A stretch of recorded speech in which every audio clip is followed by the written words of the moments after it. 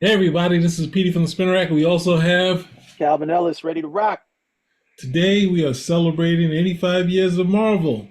We are. I mean, And yay! oh, um let's let her rip. This is 2 minutes of almost 3 minutes of heaven. A little bit of it. Here's our special guest, Stan Lee. Which one is your favorite? Oh, gee, that's almost like asking a parent who's his favorite child. I think I love them all. I often look back at the early 60s in the famous Marvel bullpen with Stan Lee, Jack Kirby, and Steve Ditko creating Spider-Man, the Avengers, the X-Men, and the Fantastic Four. House of Ideas. It's called that for a reason. In the comic books and in the movies, story is always the most important element. That's my secret, Cat. I'm always angry. One thing I think that we've innovated is overlapping characters and stories. What the hell are you guys? Marvel is this massive canvas through which all of our humanity is explored. People that have grown up with these comic books, they've known these characters for their whole lives. To me, my X-Men. And now there's this new generation meeting them for the first time. Here you have the chance to be part of something much bigger than yourself. I waited a long time for this team up. Can you imagine the fun, chaos? Shut up. Oh my God.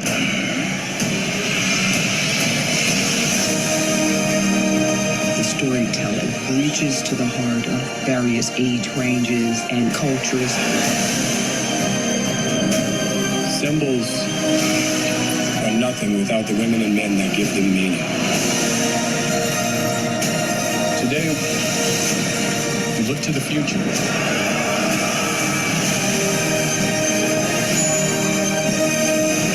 I've always tried to do stories that the characters have human qualities anybody can relate to.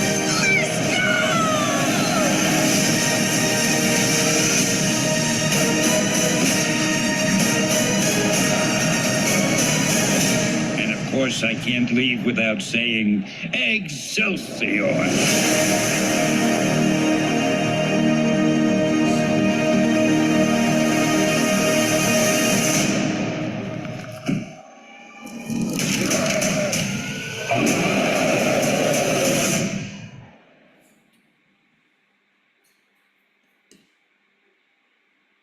There we go. And they slipped in the Red Hulk. What do you say, sir? The best part of that was the ending. With the Stan Lee part or the Red Hulk? Oh yeah. No, the Stanley. All the Stanley stuff was great. You know me, Stan man, love Stan. Oh no, it's just nice hearing him say it again.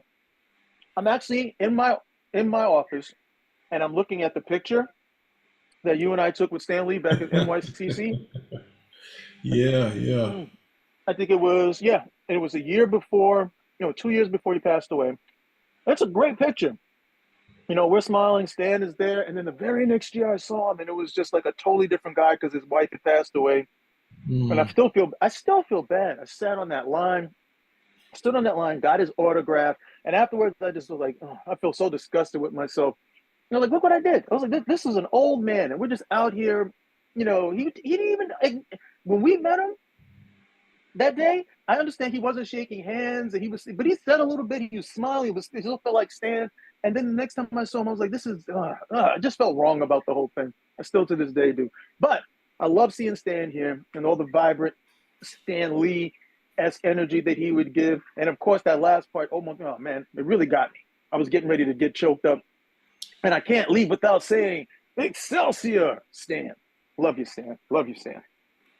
It's it's almost too long to go through, but with the tide going against Stan as far as the creator thing of who It's so much malarkey, man. but at How the can they same how can they let this happen? But as this is happening, we still have Roy Thomas did a very long interview with some people talking about who did what, and they still look at Roy as a standstill when he's like he pointed out both sides as best he could. Stuff he wasn't there for, he didn't say he was there for. He talked about the process, talked about the portions of of Stan's side, backing up Stan on stuff, pointing out other things that Kirby did, and people still, he still did feel that he had to come out and say anything because people turned Stan into this person who, who didn't exist, who doesn't. They're turning Stanley into someone who doesn't exist. He's someone that doesn't exist, and someone he ultimately, if he had it his way, he wouldn't have let Kirby leave. That was something that was separate.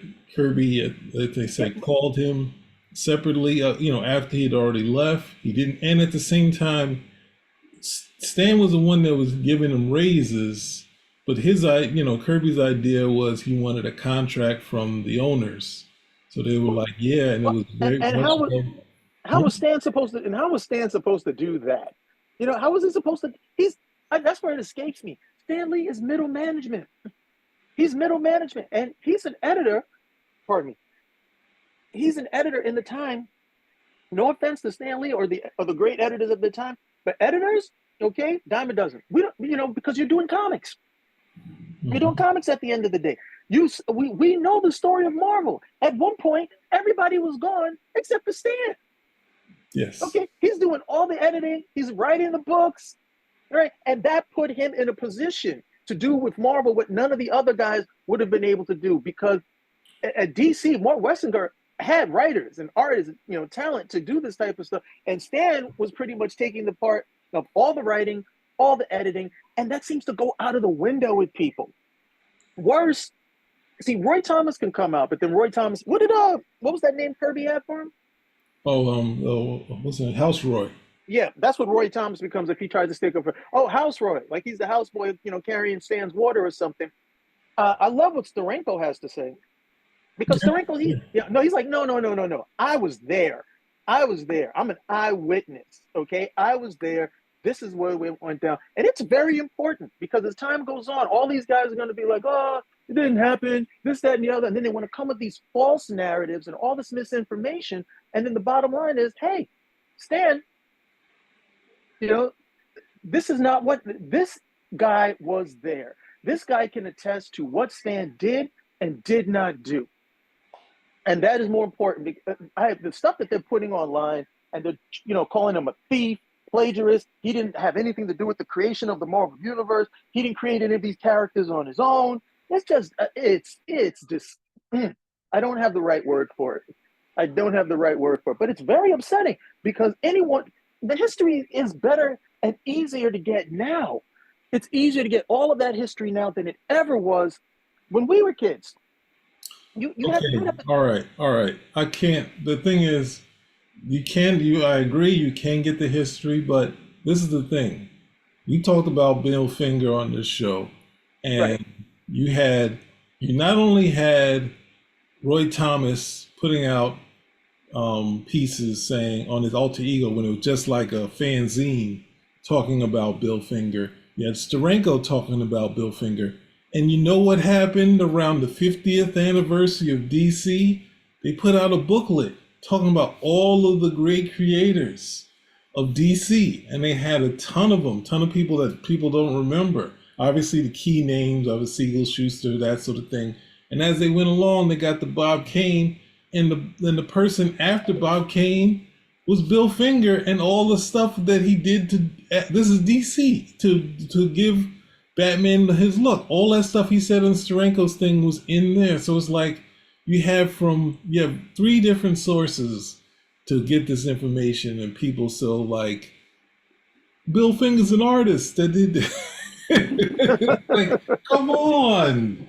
Just do something. Like he's the reason to look up. He gave descriptions and examples and say, here, draw this. Whether Bob Kane got Jerry, was it Jerry Robinson with him working out some of his drawing because he was his assistant there, but at the same time you're throwing out the history, and at the same time you would go to the initial portion when it was a couple times. That's the thing. Roy also, he has an interesting, I'll put the link to the video, but it's literally an hour long. And we've done reaction videos to that type of stuff. And we'd be at it for like 2 days. So not correcting, but him pointing out interesting stuff. Because they like talk about Kirby saying, hey, they were taking, Stan was crying and they were taking out the furniture. And it's like, well, and Roy was like, yeah, it's a possibility. They were downsizing, so they could have been, selling off some of the furniture, moving, like getting into a smaller room because it was only Stan there. It was Stan there and his brother, and then Sal Brodsky. They only had a couple people, and it's only a while they start building people back up. So there's a possibility of that. But to Stan crying, that could have been because he had just recently lost his best friend, Joe Manili. So he's like, that could be why. But he didn't turn and just say, all this is hogwash. He was saying, Kirby has a bad memory. He was giving all our possible options, but also saying, hey, Stan was a part of this. It wasn't just, hey, he comes in there. And that's the other thing I point out, which people don't like to point out, is say, because that's the thing, people in our thing was like, he was pointing out that Kirby, the stuff he wrote on the sides is not dialogue. And they were like, he is totally wrong. No, there was times where he says, like, he's here. It'd be like a simple thing. It wouldn't be like someone talking in their voice, which is dialogue, which I think Roger Stern coined the descriptions on the side. What did he coin it? He coined it bizarro dialogue. So it's like, it's just really description, and sometimes they have some dialogue in there. So it's like, but people in the comments are like, Kirby he put it in the description of Kirby doing the descriptions on the side and handing it in and say that was written to Jack Kirby. Anyone can do whatever after that. Isn't an example of understanding that Stan was going to write dialogue in there, and Kirby didn't say that. Kirby said Stan didn't write anything. That's what he said in '85. That's why I called him up on the radio station and said, I wrote all the dialogue. That's why he said it, because Kirby had said he didn't write anything. So we can't take what someone else, another historian, and said, this is how Kirby felt when he handed it in there. No, you can't say that when you actually have audio of the two of the two principals. Yeah. And the time for Kirby to say, you didn't write a damn thing, Stan, was right there. And that's not what happened. Okay, that is not what happened. It's just,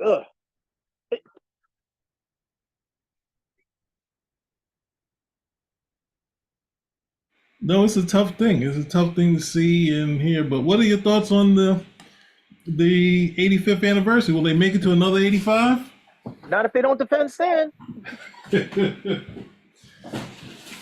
No, definitely. And sorry to all the listeners. That was definitely a big detour on my part. But I really love Stan, and I hate to see what they're doing because he's dead. He can't defend himself any longer, and they're trying to rewrite history with this bunch of misinformation that does it. All it does, it hurts Stan in death, and it does nothing for Kirby at all. It doesn't help him at all because all of this stuff, as much as they want to rewrite history, is fixed, and the past is immutable. It's not going to change any of this type of stuff. It's almost anyway. Back to it. I'm happy that Marvel made it to its 85th. Will it make it to another 85? At this rate, I'm not sure if Marvel will make it to 100, but we'll see. Well, I mean, it's tough. There's so much properties to do it, but the hard part is picking out what it is you want to do for the next sort of thing. And they've shown that they're having a hard time with it. But if you get some, creators. You're talking what? You're talking comics or comics, movies, or both? Comics are tougher because we've seen the stat, what they're doing, what Marvel looks like. We've seen what Marvel looks like from with the Dan Slott stuff. So it doesn't look like it was the hustle and bustle of the pictures that we can see of the bullpen. And not saying the bullpen of having all the creators there, just either Mark Grunwald and Shooter and having those people there. Well, the Fumetti books, they show you them kind of the camaraderie that when people in the office. So, I think the hard part is having creators like that were letter writers, like almost all of them, Shooter, Byrne, and not even just Marvel. They got their letter in some sort of publication. Mark Grunwald did a total omniverse thing, the Kirby's Jimmy Olsen stuff. Is like these guys really were into comic books, and when they got to the comic books in the 80s, they were there for, or 70s, they were there for a decent amount of time till the 90s. So the next one are, I don't know if we have fans like that anymore that eat, sleep, and breathe comic books. That's so. The answer is no. No. So, another thing you can. Sorry, you go. What's you gonna say? Something? I do question and answers on another website, and some do? Where? No, keep going. No.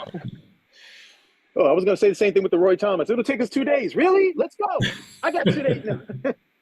But I do question and answer on a website, and some of the questions these guys are asking, it's hard for me to believe. It's like, did an actual person ask this question, or is this some AI generated question? Because these are things as kids we would have been able to sort out. Right? As kids, we knew that Batman didn't lose his powers if you remove this utility belt. As kids, we knew that Superman, no, it wasn't sunlight, it was solar energy that boosted him. As kids, we understood how Spider-Man's spider sense worked, because that's how much we invested into the story, into the universe with these characters we created. I mean, even a Teenage Mutant Ninja Turtles fan, okay, would have known the difference between the ooze in the sewer and the ooze you would have bought in the store. Nobody would have went to the store saying, "I got the ooze." Okay, I'm gonna be like, I'm gonna be Raphael, but by nightfall. No, we understood these things, and now you have the age of the average reader is double or triple what it was when we started reading, and they have no investment. They have no investment into these universes. They have some of the most fly-by-night attention, not attention span, but attention overall, to how this stuff works. They really just want to go with word of mouth. Oh, what somebody said, that sounds good, and just go with it right there. Yeah, Ant-Man. Yeah, Ant-Man. Yeah, it was. He was always beating up Janet Van Dyne. Like, no, that had been one issue, and he became like, what is he became Punch and Judy for the rest of the time afterwards. Or Batman was always beating up Guy Gardner. It was like, huh? It was one time, one punch, but that became the whole label for him at the end of the day. Yeah. Well, that's one of the things that there's an issue where when Giant Man's series ends in Tales of Astonish, when they realize that he's not selling the book and he goes back to the Avengers, they decide we need to have a hook for the character, so he can't get small anymore. So he's going by the name of Goliath, and he goes small, but he's not actually that small. So they have a panel where he's hidden in the stuff, and he hits into Jan by mistake, and he's like, "Oh, sorry." They're like, "See, he's smacking her around." I'm like, they're trying to show you that him being stuck as a partial giant here is a struggle, and they're like, "Nope, look at him, he just slapping her around." But it's a thing where we had the creators that kind of took to the characters, kind of had some stuff that was connected to their history with the characters. Or if you have someone like Frank Miller who says, "Hey, the dynamic of this character is great. Let me add to the backstory and add this ninja stuff and the stuff that I think is cool into it." And that's it's at one point the fans were upset when they would see earlier reprinted ninja stories, and they're like, they're taken from Frank. So you had these people that were very much into it. So you had Stan Lee and Jack who were, and Steve Ditko that are the old school. I mean, the in sense of not even using the term. This was their life. This was their job. They put money on the table, and at the same time, Stan was the one kind of like, I need to get to my next, my next thing. I got to put all my wife give me inspiration to put my all into this, and we get the Fantastic Four, and at the same time, Stan and Jack are feeding off each other because the challengers don't have personalities. No matter how many times you want to say that the challengers are the FF, they don't have any personalities. Red is not a hothead. The professor is not a bookworm in the what's the name. Rocky is not like the Thing. They're nothing like those characters. They're similar in the outfits, and you could say maybe Rocky and I don't know. You want to go to Professor, but the Professor and Ace are probably the closest to get to Reed. But Reed was a person who knew everything. Like there's nothing in their story where he could say, "Oh, Monster Island, I heard about that." When did you hear about Monster Island? It was the reading I was doing, this, that, and the other. He knows about it when there's some sort of explosion. So you have something where I heard about it I heard about it that time when I was out with the challengers of the event, the unknown. That's when I heard about it. Hey, yeah, Red told me. Yeah, so it's one of the things where you have these people on the back end of the comic industry. Ditko hadn't tried to step out of Marvel. He'd already worked with Marvel before he got sick, and he came back. And then when he came back, him and Stan were pretty close. That was one of the, he didn't work with his brother through Steve Ditko. He worked directly with him. With Kirby, he worked through his brother, where his brother would supply the scripts to Kirby. So, you had a limited thing. You had people just trying to, as I think you said it, but like copies of what monster stuff and copies of what happened, and you get a copy of the Justice League, and the next thing you know, they're the next big thing. And then you had your 70s where they're thinking comic books are closing down, and you had young people both on DC and Marvel that could see that wanted to do more. So it's tougher now because you don't hear a person go through the history of, I used to read all this stuff and that stuff. They're into art, which is a good way to get. You have artists that weren't necessarily into comic books. I think like Mark Silvestri, and they'll say how the Image crowd, Jim Lee and Rob Liefeld, point out how great he was in comparison to his peers. So, you have people that can come in and do comics without really having that long history and be able to get the dynamics. Michael Golden is the king of saying he had no connection to any of this stuff he was doing. It was all a job, and that sort of thing. And he doesn't look like that in the work, so it can happen. So I hope for it. I hope I'm not looking at Avengers versus X-Men movie and saying they ruined it. It's like they ruined it. They don't understand what they're doing. The fights are only because the readers are writing in, and because it's only because what was it Carl Burgos and Bill Everett are saying, hey, let's have our characters fight. I think you had the Justice Society.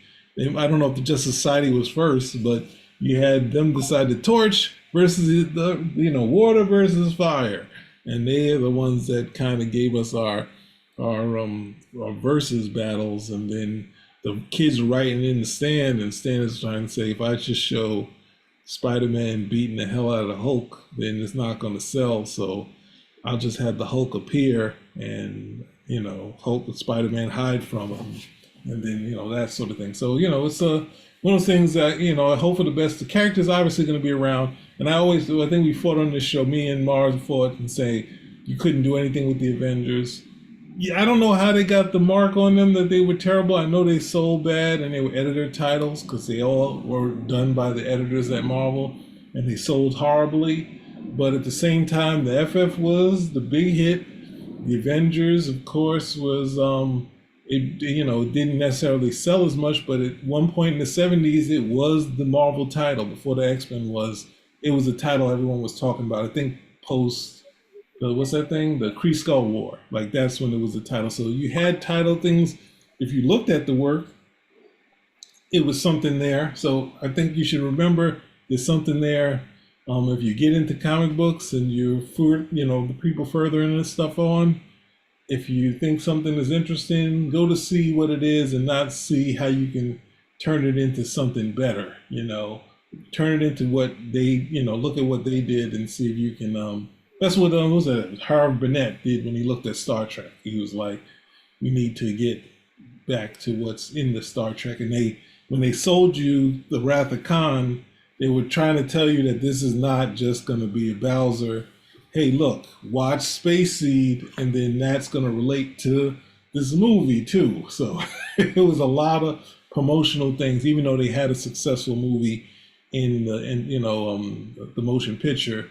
They really wanted to let the people know that they had something that they could enjoy. And the only thing Harv, as far as he changed the style, but his change of style only went to, I think, his Balance of Terror, whereas they fight the Romulans, and it's almost like a submarine battle. So he added a naval aspect to it. So basically, but that was in the Balance of Terror, where you have two people who can't, like you obviously had the thing, but they were kind of, flying in space, but they treated it like it was almost like submarines fighting. So, it was it was like a pseudo Cuban Missile Crisis where they were actually shooting, that sort of thing. It was I think the Romulans weren't connected to the Federation, so they couldn't. They would go into the neutral zone, that sort of stuff. But anyway, that's what you need to do. Take these stuff, look, see, embrace it, rather than look at it and say, well, this on May or this in this time, who knows? We're not here, and the Marvels are going on. I understand you can take it to Japan and turn it into manga and turn it into something different, like the Spider-Man they had in the other thing. But the core works, so you can do your changes, sell them off. But remember, the core works, and that's what you do to get yourself to another 85 years. Anything? Any last thoughts from you, Oh Cal? man, yeah, so much on my part, but I'll try to keep it tight. If they do something like that, those characters are gone. Those characters are, because the people abroad have a better understanding of what these characters are supposed to be like than we do here. If you try to sell like a manga Spider-Man in Japan, okay, or whatever the version may be in Europe or in India or in China, they will understand that that's a variant, that is derived from the main character, but that's not the main character. They'll be like, no, we know that this guy over here, Peter Parker, as presented here, this is Spider-Man. This is a version. It's a derivative of Spider-Man, Peter Parker proper, but it's not him. So if they end up doing that, those characters are pretty much gone, especially since they have a number of these guys who are going to go into public domain within the next 10 years. So, that's something else for them. That is something, well, no, not the, DC has that issue coming up, but Marvel characters have a bit more time, but they're not too far off. You think Because Disney's letting Mickey Mouse in this public domain? no, it's not so much Mickey Mouse in public domain in the States, but it'll be something. Well, Conan the Barbarian, Popeye. Those guys are different because they're not as well known as a Batman or a Spider-Man, a Superman, that type of stuff. But the other guys will be like, hey, we can try to do something, and the rules aren't aren't necessarily the same out there. That's why you can go and anybody can do Conan in Europe because of because the rights have put Conan in the public domain. So you can't call him Conan the Barbarian. They're still in the state for Robert E. Howard. They're not going to let you do that. But you can call him the Sumerian, and all of those early stories, all those early pulp stories, you can adapt those without any problem. So what all it's waiting for is for one or two people to have a really good idea, with these original versions. Mickey's different. Mickey's different because Mickey's animation. So nobody's going to be, running out to go get, oh, look at these cleverly crafted Mickey comics. They're not going to, do that. But somebody does something clever with animation and they're able to do it without circumventing the rules. now you got an issue. Now you've got an issue on your hands. But that's something Marvel doesn't really have to contend with outside of their early characters like Namor, original Human Torch, Captain America, Blonde Phantom, those real early characters, and not the ones that most people are. The ones that the Marvel Universe proper is composed of, those guys, they still have a lot of, they got more time. They have more time with those characters. But if they're doing those type of things, worse, if they decide, you know what, I want to try to end this with some positivity. What made the Marvel Universe different is that they were trying not to be DC Comics. That was something that Stan specifically said. He wanted to do these heroes differently. Okay, he wanted to do these heroes differently. He wanted to write them differently. They were still heroes, however. They were still heroes. We don't really get so much of that now with the Marvel characters in comics. And I've already said you can lay a lot of that at the feet of Brian Michael Bendis, who decided to not have flawed superheroes, but to have flawed people with superpowers at the end of the day. It was just powers or a lower level version of the boys in certain extents with what Bendis was producing. However, we did get closer to that with the films. The films were a big resurgence and almost a renaissance of what we got out of the Silver Age, you know, with the Marvel, with the advance and the coming, the advent of the Marvel Universe. So we had a really great run over from 2008 to 2018, 10 years. 10 years of really good interlocking storytelling. And if they can do that, both with films and with comics, because you can't do it without the comics. They keep seeming to think, oh, we're going to make the films, they're going to be their own thing, and the animation is going to be its own thing, and the comics are going to be, it's one thing. That's the one thing James Gunn said where I was like, okay, somebody finally gets it. There is no reason why I should pick up a Superman comic and then watch the cartoon and be like, why are these two different people? And then watch the film and like, what? Huh? You know, it's like 3 different universes. That's cute for a little while, but it loses your audience. And you were telling people, you don't need to read a comic. You can just watch the movie. Hey, you don't need to watch the movie. The comics are doing their own thing. No, there's a synergy that goes there. And that was a great synergy that we had for 10 plus years with Marvel, because they were like, okay, you can, not necessarily the stuff that was being produced, the new stuff, but all of the vintage, the Silver Age, Bronze Age stuff. It was great to go back and revisit. If you were a longtime fan or if you were a new reader, you could, you know, get in on all that Silver, Bronze, Copper Age, you know, books that were just ready for you. But when they decided, hey, we're gonna make a hard shift, we're gonna go hard to left, and the films are gonna be their own thing, the TV shows are gonna be their own thing, and the comics are gonna be their own thing. Because I saw it in real time. I saw it in real time how the interest in the comics went kaput. It went kaput, and you want new people in there reading. You want new people in there reading. The guys who come in there reading look forward to seeing stuff. It's a no-brainer. Okay, what happens if you read the stuff? Everybody wants to see the visual, and the highest form of visual is a motion picture. So that's the stuff that was missing at the end of the day when they decided we're going to make this stuff its own thing. But if they can tack to that, because that was the height, that was the height of the Marvel Universe, when all of those great stories were being adapted. For the most part, they were being adapted for the big screen before all of the agenda came in, and, you know, and all of the we got to do these things, and all the box checking came in, and we're going to kill off characters that aren't dead in the actual universe. So before all of that came in, you had a great decade. And if they can just get back to what they were doing, tell good stories, hey, we might be here. Well, we won't be around, but you guys out there in the future might be around for Marvel 185. So that would be great. I would love to see it happen, because I would love for everybody to have the same enjoyment that we had growing up with these characters, with these books. And, you know, it was, again, a lot of us, we learned to read. And not just read ABC, but the vocabulary that they were using, an interest in science and history, mathematics, all these things a lot of us got from comics. In addition, morality. It was a great place for a kid to be. And they decided that, no, we don't want any kids in here. Okay, but we at least will keep some decent storytelling. Now, we're not even going to do that. Everything's going to be editorial fiat. You know what? Marvel Comics, okay, Marvel Films, you know, MCU, you know what to do. You've already done it. You just stop doing it. And it's not like you can't do it. Okay, you're not doing it. So I look forward to the ship being righted, and because you can only go so long like this. Eventually, you have to get back to brass tacks, tell good stories, make them cohesive, so you can have the type of universe that the Marvel universe is, and go forward with it. So I'll hold out hope for that, but I will not hold out hope for it happening anytime soon. Yeah. So that's it. Guys, check it out, and we'll see if this becomes just something that's on Disney Plus, or they do something where they kind of get to all the creators. But anyway, we'll check it out. Spinner Rack Hey, we're out. out.